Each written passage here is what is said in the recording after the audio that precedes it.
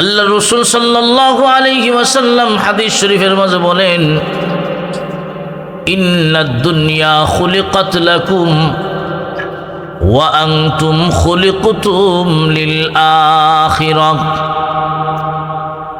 আল্লাহ রাসূল বলেন, নিশ্চয় নিশ্চয় আল্লাহ পাক এই পৃথিবীতে তোমাদেরকে বানাইছেন তার বন্দেগীর জন্যে, আর তুমি সারা যা কিছু আছে সবগুলা মহান আল্লাহ বানাইছেন তুমি মানুষের গোলামির জন্যে। তো ভাই, এই পৃথিবীতে আল্লাহ পাক রব্বুল আলামিন আপনি আমাকে বানাইছেন এই একমাত্র তার বন্দেগী করব, তার ইবাদত করব। আর আমি সারা এই পৃথিবীতে যা কিছু আছে, আসমান বানাইছেন আল্লাহ আমাদের জন্যে, জমিন বানাইছেন আমাদের উপকারের জন্যে, পশু পাখি বনের হিংস্র জানোয়ার আল্লাহ পাক বানাইছেন আমার উপকারের জন্য, আমার গোলামের জন্য। পশু পাখি যদিও দেখতেছেন বনের অনেক হিংস্র জানোয়ার, আজকে মানুষ ভয় পায়। বনের হিংস্র জানোয়ার সেও প্রকৃত মানুষকে চিনে। মানুষ যদি মানুষের মতো হয়, বনের হিংস্র জানোয়ারও চিনে। সুবহানাল্লাহ। ভাইরা আমার লক্ষ্য করে দেখুন, অনেক আল্লাহওয়ালা বুজুর্গ ব্যক্তি যাদের এমন অনেক ঘটনা এমন রয়েছে, বনের হিংস্র জানোয়াররা পর্যন্ত তাদেরকে চিনত। মুজাদ্দেদে আল ফেসানি রহমতুল্লাহি আলাইহি বাদশাহ আকবর যখন জেলখানায় বন্দি করল, তখন বাদশাহ আকবর একটি বাঘ জেলখানার ভিতরে মুজাদ্দেদে আল ফেসানি রহমতুল্লাহ আলাইহির কাছে পাঠাইয়া দিল। উদ্দেশ্য হলো ওই হিংস্র প্রাণী, হিংস্র বাঘ মুজাদ্দেদে আল ফেসানি রহমতুল্লাহি আলাইহিকে আক্রমণ করবে, নির্যাতন করবে, ছিঁড়ে ছিঁড়ে খাবে। আর বাদশাহ আকবর ইহা তার মন্ত্রী পরিষদকে নিয়ে দেখবে। কিন্তু ঘটনা এমন দেখা গেল, বাদশাহ আকবর যখন জেলখানার ভিতরে মুজাদ্দেদে আল ফেসানি রহমতুল্লাহ আলাইহির কাছে বাঘ পাঠাইয়া দিল, ওই বাঘ মুজাদ্দেদ আল ফেসানি রহমতুল্লাহ আলাইহির কাছে গিয়ে জিহ্বাটা বের করে দিল। আর মুজাদ্দেদ আল ফেসানি রহমতুল্লাহ আলাইহি বাঘের মুখের সামনে পা তুলে ধরলেন। বাঘ খাবে দূরের কথা, মুজাদ্দেদ আল ফেসানি রহমতুল্লাহ আলাইহি পায়ের ধুলাবালি এইগুলা তার জিহ্বা দিয়া চাটতেছে। আর গণ গণ লেজটা এইভাবে নাড়া দেখ, মুজাদ্দেদ আল ফেসানি রহমতুল্লাহ আলাইহির পা চাটে আর লেজটা এইভাবে গণ গণ নাড়ায়। আর বাঘটা জিহ্বা বের করে এই কথা বুঝাইয়া দিল, ও আল্লাহর ওলি, যদিও বাদশাহ আকবর আপনাকে চিনতে পারে নাই, আমি কিন্তু আপনাকে চিনে ফেলেছি। আল্লাহ পাক রব্বুল আলামিন আপনার মতোই অনেক বান্দা বান্দির জন্য পৃথিবীকে টিকায় রাখছেন। আপনার মতো আল্লাহ আলাদের জন্যই মহান আল্লাহ এই জমিনে মানুষদেরকে খাওয়ায়, এই জমিনে হিংস্র প্রাণীদেরকে খাওয়ায়। যদিও তারা আপনাকে চিনে না, কিন্তু আমি চিনে ফেলেছি। বাদশাহ আকবর যখন এই দৃশ্যটা দেখলো, নিজেকে নিজে অপরাধী সাব্যস্ত করে নিল। আমরা কাকে বন্দি করলাম আমি চিনলাম না, আমি চিনলাম না। একটা প্রাণী, হিংস্র প্রাণী, বাঘ তো ওনাকে খাওয়ার কথা, কিন্তু বাঘ খায় না। তার মানে বাদশাহ আকবর বুঝে ফেলেছে সত্যি উনি আল্লাহর নেক বান্দা, একটা বাঘেও উনাকে চিনে। এই জন্যে ভাইরা আমার, আমি যেই পয়েন্টটা বলতে চাই, আল্লাহ পাক রব্বুল আলামিন বনের হিংস্র বাঘ বানাইছেন আমাদের উপকারের জন্যে। ঠিক না বেঠিক? আল্লাহ রাসূল সাল্লাল্লাহু আলাইহি ওয়াসাল্লাম বলেন, ইন্নাদ দুনিয়া লাকুম ওয়া আনতুম খুলিকতুম লিল আখিরাহ।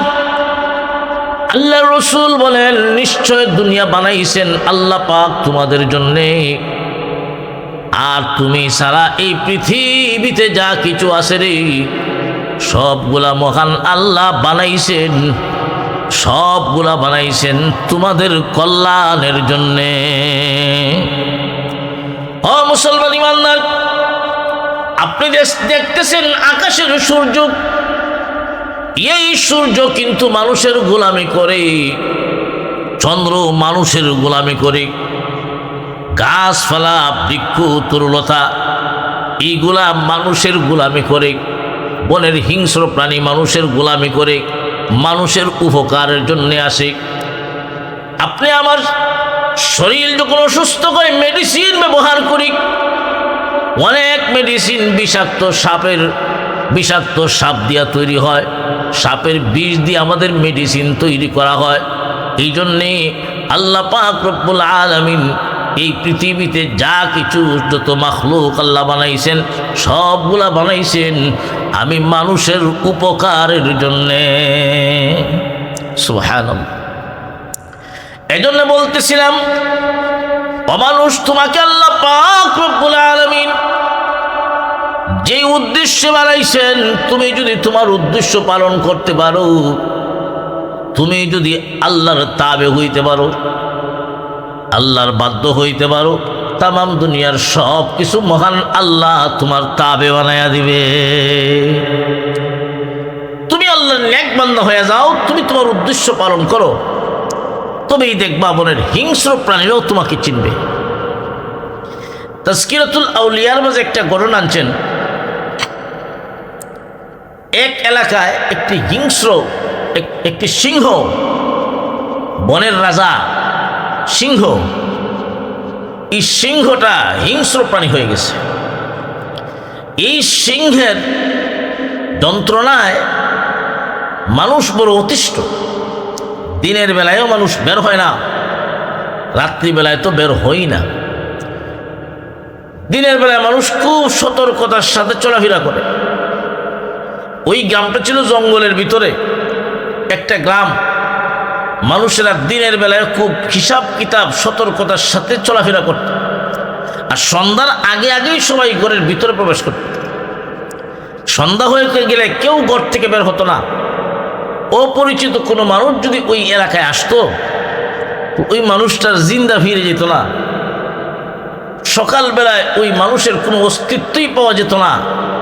হাড্ডি এবং মানুষের শরীরের কিছু অংশ পাওয়া যেত। মানুষ ওই সিংহের জ্বালায় বড় অতিষ্ঠ। ওই এলাকার মানুষ আল্লাহর কাছে দোয়া করতে লাগলো, আল্লাহ, আমরা সিংহের জ্বালায় বড় অতিষ্ঠ, আল্লাহ তুমি একটা ব্যবস্থা করো, আমাদেরকে এই সিংহের আক্রমণ থেকে বাঁচাও। আল্লাহ পাক রব্বুল আলামিন ওই সময় তার এক ওলির, এক আল্লাহওয়ালা বুজুর্গ ব্যক্তিকে আল্লাহ পাক স্বপ্নের মাধ্যমে ওই এলাকার পাঠাইয়া দিল। আল্লাহ পাক রব্বুল আলামিন স্বপ্নের মাধ্যমে তার নেক বান্দাকে পাঠাইয়া দিলেন। স্বপ্নের মাধ্যমে আল্লাহ জানাইয়া দিলেন, তুমি অমুক এলাকায় যাও, আমার বান্দা বান্দিরা বড় অসহায় হয়ে আছে ওই সিংহের জ্বালায়। আল্লাহর ওলি স্বপ্নের মাধ্যমে আদিষ্ট হওয়ার পরের দিন ওই এলাকায় গেলেন। একটা গাছের নিচে গিয়া উনি নামাজে দাঁড়াইয়া গেলেন। আসরের সময় উনি নামাজ পড়তেছেন। এমনি এলাকার মানুষ সবাই দেখতে লাগলো, একজন মুসাফির মানুষ আল্লাহওয়ালা গাছের নিচে উনি নামাজ পড়তেছে। ওরা ভাবতেছে উনি তো মুসাফির, জানে না, সুতরাং আমাদের এলাকায় একটি সিংহ যে হিংস্র হয়ে আসে, ওই সিংহের জ্বালায় কোনো মানুষ ওই এলাকায় প্রবেশ করে না। হয়তো ওনার জানা নাই, ওনাকে জানাইয়া দেই। এলাকার মানুষ ওনার কাছে গেল, গিয়া কয়, মুসাফির, আপনি হয়তো জানেন না গো, আমাদের এলাকায় একটা সিংহ আছে, বনের একটা সিংহ। ওই সিংহটা বড় হিংস্র হয়ে গেছে। ওই সিংহের জ্বালায় আমরা অতিষ্ঠ হয়ে আছি, কেউ ঘর থেকে বের হইতে পারি না। আপনি হয়তো জানেন না, সন্ধ্যা হওয়ার আগে আগেই এই এলাকার থেকে আপনি চলে যান, এই জায়গা থেকে চলে যেতে হবে, কারণ সিংহ যদি আপনাকে পেয়ে যায়, সিংহের আক্রমণ আপনার উপর পড়বে। আল্লাহর ওলি তখন জবাব দেন, রে মানুষেরা, আমি নিজে এখানে আসি নাই, আমাকে পাঠানো হয়েছে, মহান আল্লাহ স্বপ্নের মাধ্যমে আমাকে পাঠাইছে। আমি আসি নাই, আমাকে পাঠানো হয়েছে। আমি তোমাদের এলাকার কথা স্বপ্নের মাধ্যমে জেনে ফেলেছি। আমি স্বপ্নের মাধ্যমে তোমাদের অবস্থা, তোমাদের হালত আমাকে জানায় দেওয়া হলো, তাই আমি এখানে এসেছি। আসো, তোমরাও আসো। ওই এলাকার মানুষ সবাই অংশগ্রহণ করলো। আল্লাহর ওলি মানুষদেরকে নিয়ে সবাইকে নিয়ে দোয়া, আল্লাহর কাছে দুইটা হাত উঠাইয়া দিলেন আর দোয়া করতে লাগলেন, প্রভু গো আল্লাহ, তুমি তো বনের হিংস্র জানোয়ারও বানাইছো, আমাদেরকেও তুমি বানাইছো। আল্লাহ, তুমি তো বনের হিংস্র জানোয়ারকে, ওই বনের সিংহকে আল্লাহ তুমি তো হিংস্রতা দেও নাই।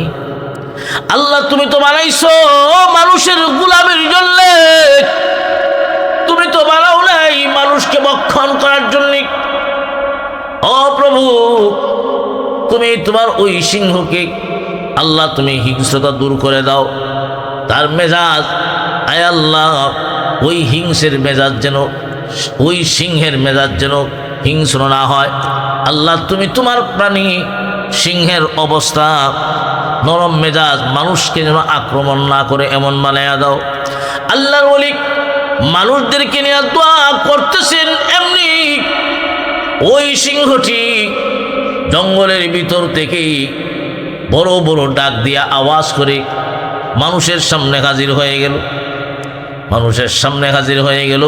আল্লাহর ওলি দোয়া শেষ করলেন আর বলতে লাগলেন, তোমরা ভয় পেও না, ভয় পেও না। ওই সিংহটি আল্লাহর ওলির সামনে যখন হাজির হয়, আল্লাহর ওলি ওই সিংহের মাথায় এইভাবে হাত বুলায়। বোঝা যায় মা যেমন ভাবে ছোট বাচ্চাকে আদর করে কুলে নেয়, মা যেমন ভাবে ছোট বাচ্চার হাত, ছোট বাচ্চার মাথায় এইভাবে হাত বুলায়, আল্লাহর ওলি সিংহের মাথায় এইভাবে হাত বুলাইলেন আর পিঠে এইভাবে ঘষা দিলেন। আল্লাহর ওলি যখন পিঠে ঘষা দিলেন, সিংহ এমনি নরম হয়ে গেল।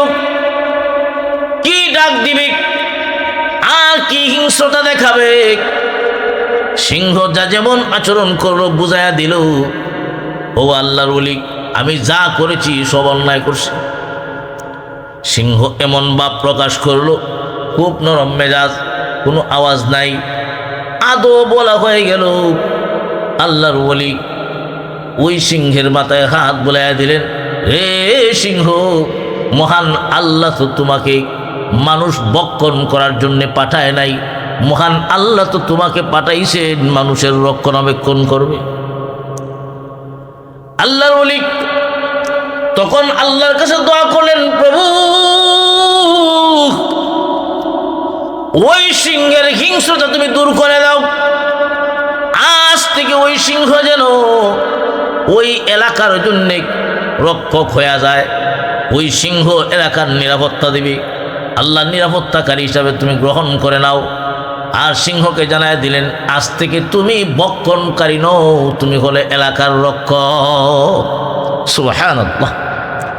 যেই সিংহের যন্ত্রণায়, যেই সিংহের আক্রমণ থেকে মানুষ নিজেকে বাঁচানোর জন্য সন্ধ্যা হওয়ার আগে আগে ঘরের ভিতরে প্রবেশ করত, ওই সিংহ এখন মানুষের কাজ দিয়া যায়, কিন্তু মানুষ ভক্ষণ করবে দূরের কথা, মানুষ বই হয় না। তো বলতেছিলাম, আপনি যদি প্রকৃত মানুষ হইতে পারেন, বনের হিংস্র জানোয়াররা আপনার কাছে সারেন্ডার করবে। বনের হিংস্র জানোয়ার আপনার কথা শুনবে, আপনার কথা মানবে। এমন ইতিহাস পৃথিবীতে বহু আল্লাহওয়ালার ঘটনা আছে না নাই? ও মুসলমান ইমানদার, পরবর্তীতে আল্লাহর ওলি ওই জায়গায় বসবাস করতে লাগলেন। আল্লাহর ওলি মানুষকে যখন দ্বীনের তালিম দিতেন, দ্বীন শিখাইতেন, ওয়াজ নসিহত করতেন, ওই সিংহ আসতো। মানুষ যখন কান্নাকাটি করত, সিংহের চোখ দিয়ে পানি পড়ত। মানুষকে আক্রমণ করে না, সিংহ ওয়াজ শুনে, দ্বীনি তালিম শুনে মানুষের পাশে বৈশা থাকে, কান্নাকাটি করে। মহান আল্লাহ ওই সিংহের মাঝে হিংস্রতা দূর করে মানুষের সাথে উঠা বসা করে। এখন মানুষ আর ভয় পায় না। আল্লাহর ওলি তো বলেছিলেন, আজ থেকে তুমি বক্ষক নও, তুমি হবে মানুষের রক্ষক, এই এলাকার রক্ষক। লক্ষ্য করে দেখেন, আল্লাহর ওলি যখন বয়স বেশি হয়ে গেল, মরণ যখন কাছে গেল, আল্লাহর ওলি লোকদেরকে বলে দেন, আমার মনে হয় আমি আর দুনিয়াতে বেশি দিন বাঁচব না। আমার মনে হয় আমি আর দুনিয়াতে বেশি দিন বাঁচব না, আমার মরণের সময় গড়িয়ে এসেছে। আমি যেদিন পৃথিবীর থেকে বিদায় হয়ে যাব, তোমরা আমার জানাজার নামাজ পড়বে। একটা কথা তোমাদেরকে বলে রাখি, আমার জানাজার নামাজে ওই সিংহটা অংশগ্রহণ করবে। তোমরা ভয় পাইও না, তোমরা ভয় পেও না। ওই সিংহটা ওই জানাজার নামাজ পড়ার জন্য আসবে। ঠিকই দেখা গেল, আল্লাহর ওলি যেদিন পৃথিবীর থেকে বিদায় হয়ে গেছেন, মানুষ ওনাকে গোসল দেওয়ালো, কাফন পরালো, জানাজার নামাজ পড়বে। এমনি দেখা যায় ওই সিংহটা আল্লাহর ওলির জানাজার নামাজ পড়ার জন্য অংশগ্রহণ করছে। ও মুসলমান ইমানদার, আল্লাহর ওলিকে দাফন করা হলো, মানুষগুলা চলে আসলো, কিন্তু ওই সিংহটা দেখা যায় আসে না। আল্লাহর ওলির কবরের পারে বসে বসে কান্দে, চোখ থেকে পানি ছেড়ে ছেড়ে কান্দে। দুনিয়ার মানুষ ঘটনাগুলা দেখতেছে। ওই অবস্থা দেখি একটা সিংহ আল্লাহর ওলির কবরের পাশে বসে কান্দে। কেন কান্দে?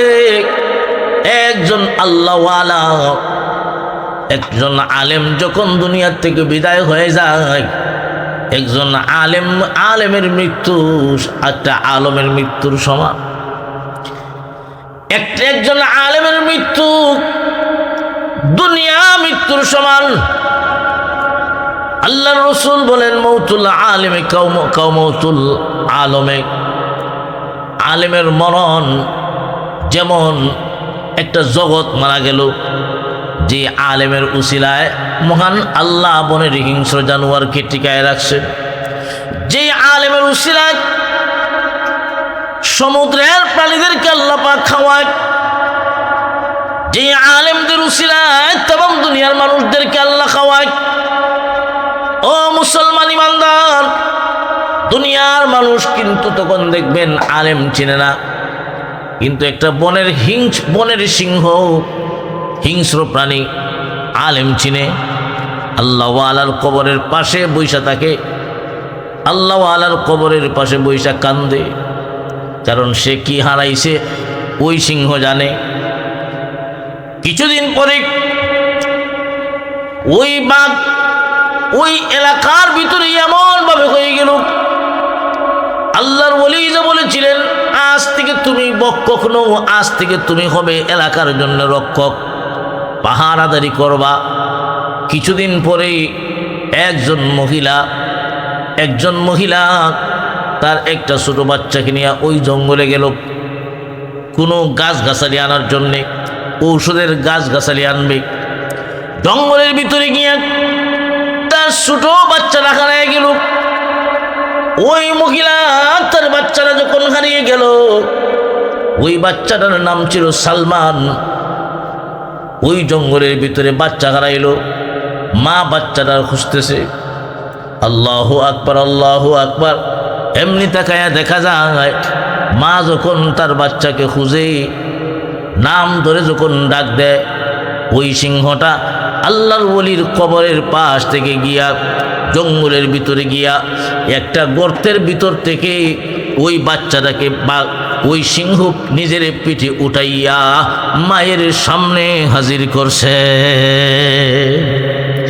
ও মুসলমান ইমানদার, লক্ষ্য করে দেখুন, আল্লাহর ওলি যে বলেছিলেন আজ থেকে তুমি রক্ষক, একটা সিংহ ওই কথাটা এমন ভাবে মানল। মা সন্তানকে যখন হারাইল, ওই